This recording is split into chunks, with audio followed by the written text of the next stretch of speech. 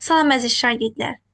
Qəpik, manat mövzusu üçün nəzərdə tutulmuş ev tapşırığının izahına başlayaq. Hər pul qabında cəmi nə qədər pul var? Əziz şagirdlər, gəlin birinci bu pul kisəsindən başlayaq. Pul kisəsində 5 qəpik, 3 qəpik və 10 qəpik var. Pul kisəsində cəmi nə qədər pulun olduğunu tapmaq üçün biz bütün qəpikləri nə etməliyik? Bəli, toplamalıyıq. Elə isə başlayaq. 5 qəpik, üstəgəl 3 qəpik, üstəgəl 10 qəpik. Bərabərdir. 5 üstəgəl 3, 8, 10 üstəgəl 8 isə, bəli, doğrudur, 18 edir. Deməli, bu pul kisəsində 18 qəpik var.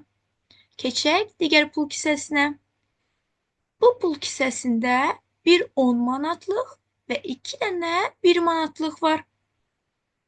Cəmi nə qədər pulun olduğunu tapmaq üçün biz bütün manatları toplamalıyıq. Bəli, elə isə başlayaq. 10 manat,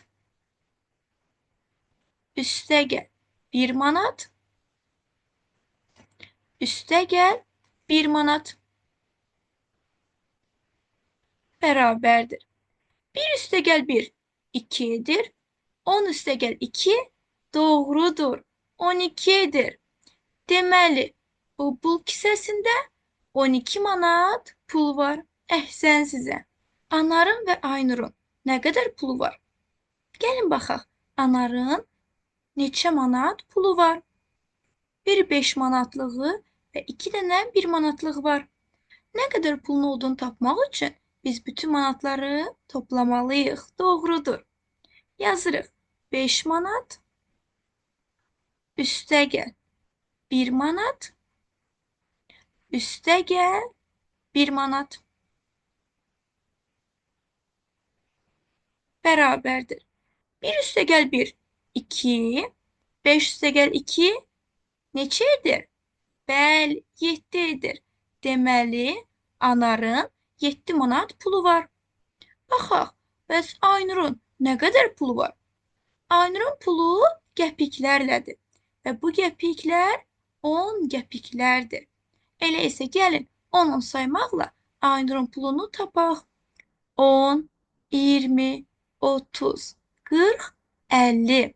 Deməli, Aynurun 50 qəpik pulu var. Əhsən sizə. Qiyməti 9 qəpik olan karandaşın pulunu müxtəlif qəpiklərlə necə ödəmək olar? Gəlin baxaq. 5 qəpik, 1 qəpik və 3 qəpik verməklə mən bu karandaşı ala bilərəm. Çünki 5 üstəgəl 1, 6, 6 üstəgəl 3, 9 edir. Digər bir yol belədir. Bir 5 qəpikdən istifadə edərəm və 4 ədəd 1 qəpikdən istifadə edərəm.